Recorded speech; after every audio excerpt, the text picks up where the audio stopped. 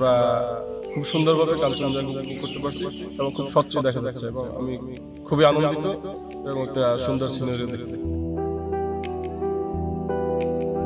প্রাকৃতিক দৃশ্য, উপাসে ইন্ডিয়ার চা বাগান, নদী সব মিলে সুন্দর, মানে খুবই সুন্দর একটা পরিবেশ। এসে সচক্ষে দেখে আসলে সুন্দর মনোমুগ্ধকর একটা পরিবেশ দেখলাম, অনেক ভালো লাগলো, উপভোগ করলাম। আরো যদি সময় থাকতো অনেক ঘুরতাম, আরো দেখতাম। গত বছর কিছুটা কম থাকলেও এবছর পর্যটকের আসার সম্ভাবনা বেশি আছে এবং আমাদের যে তেঁতুলিয়ার যে আমার যেমন কাঠের বাড়ি গেস্ট হাউস, পাশাপাশি যে আবাসিক থেকে শুরু করে আরও যে সংগঠনগুলো আছে এগুলো প্রস্তুতি নিচ্ছি আমরা ব্যাপকভাবে এবং আমরা আশা করছি সামনের দিকে পর্যটন এখানে বাড়বে এবং পর্যটক বেশি আসার একটা আশা করছি।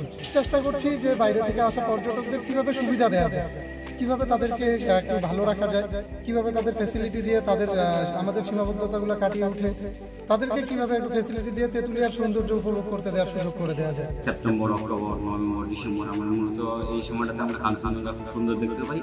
কারণ এই কাঞ্চনজঙ্ঘা ঘিরে অলরেডি আমরা আমাদের কটেজের আমরা সব কিছু আমরা প্রস্তুতি অলরেডি আমরা নিয়েছি, যেন আমরা টুরিস্ট যেন ভালোভাবে আসে, ভালো থাকতে পারে এবং ভালো সার্ভিস যেন পাই।